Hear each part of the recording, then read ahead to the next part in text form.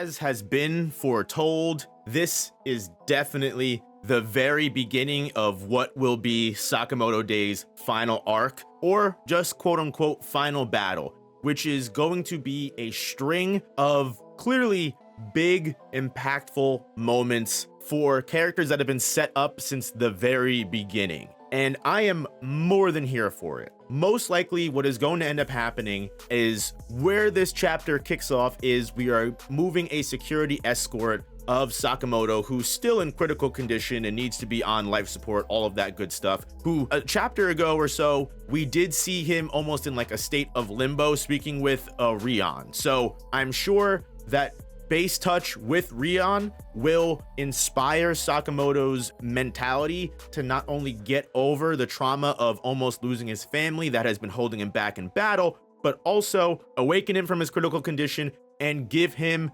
the buff that he needs to reach his peak potential once again. Because without a doubt, on this pathway to the JCC, this will be nothing but character split off after character split off. At least that is my prediction. Because while some people were unsure of why Yuto Suzuki would just start introducing all of these brand new characters out of nowhere, for me, I think it's very obvious that Yuto Suzuki is trying to fill in gaps so that way all of these main characters do have something to do at the very end. I did a discussion on stream last week talking about some of the battle predictions that might be going through. And I think it's very clear that these new assassins were introduced to make sure the JCC students like Amane, Toramaru, Mafuyu, Natsuki all have characters to go up against. You also have the main cast, Shin. You've got Heisuke, who enters his battle in this very chapter.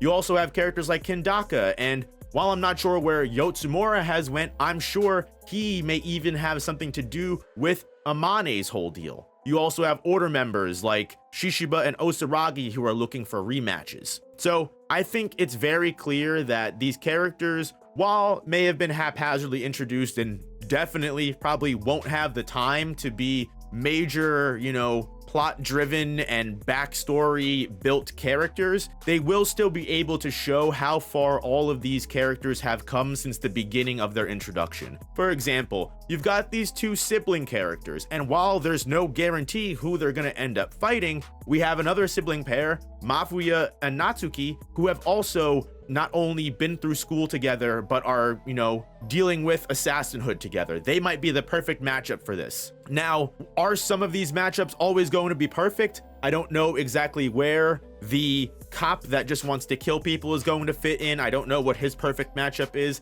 I don't know what the sundressed woman with the baby is going to fit in for. However, I think even with the luchadore character that gets introduced this chapter, Yuto Suzuki is doing this deliberately to make sure, while the plot and story may not have a satisfying ending, which again, that's not me saying I don't like the story or I don't like where everything is going. That is just me voicing the opinions of what you'll see on Reddit, of what you'll see on the community everywhere. While there are definitely people that love Sakamoto Days, there are definitely people that are criticizing the plot, especially since that aquarium and tunnel effect situation. Whatever your opinions are in that regard, when Yuto Suzuki takes a shift and starts introducing new characters, that's going to make these people feel even more emboldened. However, again, I think it's very intentional, because with all of these new faces going in, you're able to have moments here where, as we are trying to transport Sakamoto to the JCC, we are getting ambushed by this luchadore character on a motorcycle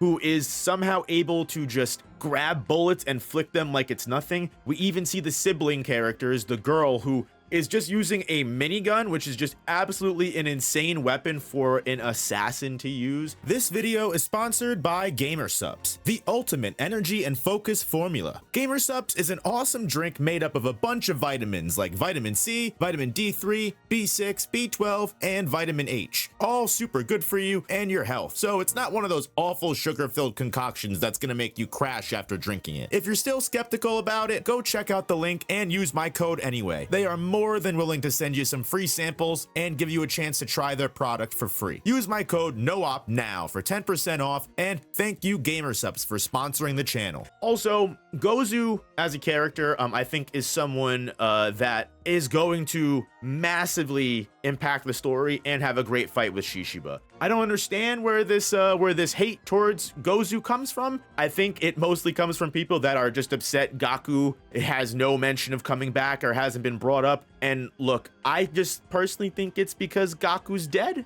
I could be wrong. I mean, crazier things have happened in Sakamoto days, so I wouldn't say it's crazy that Gaku might drop from the sky. I mean, it might even be intentional that Gozu only mentioned Haruma when talking about that you have people that died for you. I'm not neglecting that. But what I will say is giving Heisuke this moment here is not only a big ups for his character, because after Shin has had so much time to shine, not just in the prison arc, who he was the main focus of that. Heisuke was the backup, but Shin was definitely the main focus and the one doing most of the, you know, the fighting there, and most of the spotlight was on him. Now, after the aquarium and everything like that, you have Heisuke, who not only jumps out and is willing to get into a close quarters fight as a sniper with this luchadore character. You now also have it being set up that Kumanomi is also there. The character that Heisuke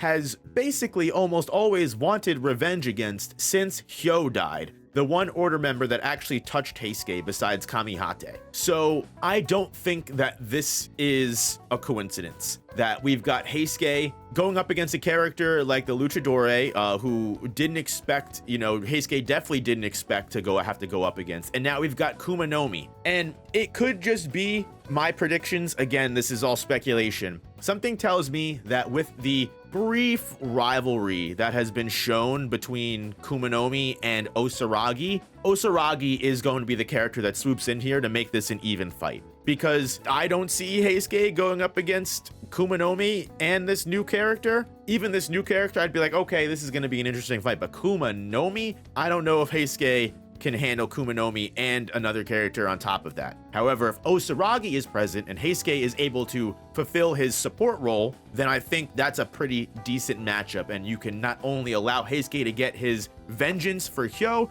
you can also allow Osaragi and Kumanomi to settle their feud, which I love personally. And that also gives no more reason for this Luchadore character to have much of a backstory, since he really only serves to be the secondary, you know, the second string. However you feel about Sakamoto days right now, I'm just excited to see this amazing choreography. And also, I'm excited to see what Yuto Suzuki has set up for Atari, because the constant reminder that Atari's luck has run out completely, and she may even just bring more and more misfortune to the family by being around. One, it's just such a wholesome moment and just great that the Sakamoto family doesn't care about any of that, and they said they definitely can't leave her alone. They're all here for her, which is just, you know, beautiful. And also at the same time, when the Luchadore and Kumanomi show up, Atari gets worried because she thinks that she's the one that caused this. However, Aoi and Hana, Sakamoto's wife and daughter, are there for her because, again, the Sakamoto family sticks together no matter what the situation is, and they'll fight whatever they've got to fight. And, you know, having Boiled and Wu-Tang here definitely is nice. It's great for me to see all of these characters be able to, that we've known for so long, be able to be a part of this finale. Guys, let me know your thoughts down in the comments, what you think about this being the final arc, what you think about Heisuke being set up to fight Kumanomi and the Luchadore, and if you think Heisuke is going to get some help, if you think it's going to be Osaragi, and let me know what your predictions are for the future fights that are going to be a part of this big final battle. Because again, with the unpredictability of the matchups, it's hard to say how the story will continue from here, but I'm excited to follow this journey through to the end, and I'm glad that I'm on it with you guys. So if you haven't already, make sure you hit that like button. It really helps the channel way more than you know, and I will see you guys in the next one. Don't forget to subscribe so you don't miss any future Sakamoto Days reviews or just genuine video content in general. Peace.